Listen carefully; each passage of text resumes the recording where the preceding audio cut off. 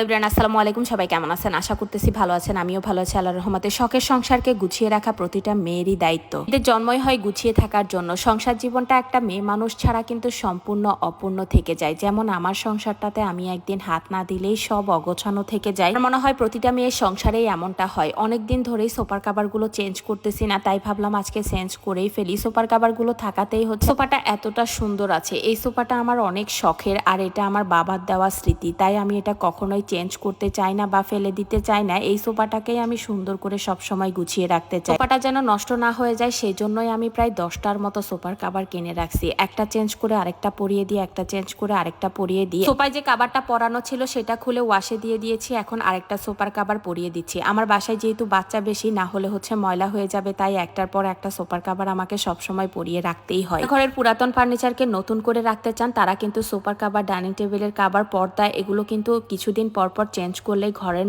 সৌন্দর্য আর নতুনত্ব বেড়ে যায়। দেখেন, ডাইনিং টেবিলের কাভার আর সোফার কাভারগুলো কিন্তু আমি সবসময় স্ক্রিনে দেওয়া এই পেজ থেকে কিনে থাকি। এখানে আমি আমার আরেকটা সোফার কাভারও দেখিয়ে দিলাম। অনেক আপুরাই আমাকে জিজ্ঞেস করেন, আপু একটা বিশ্বস্ত পেজ পাই না যেখান থেকে সুন্দর সুন্দর সোফার কাভার, ডাইনিং টেবিলের কাভার কিনতে পারবো? কোয়ালিটিফুল কাভার আর পর্দা কিনতে হলে কিন্তু স্ক্রিনে দেওয়া এই পেজে চলে যেতে হবে। দেখেন, আমার পর্দাগুলো নিয়ে কিন্তু অনেক আপুরা কমেন্ট করেছেন। পর্দাগুলো কিন্তু আমি স্ক্রিনে দেওয়া এই পেজ থেকে কিনেছি। উপরে ভাইদের পেজ লিঙ্কটা দেওয়া থাকবে।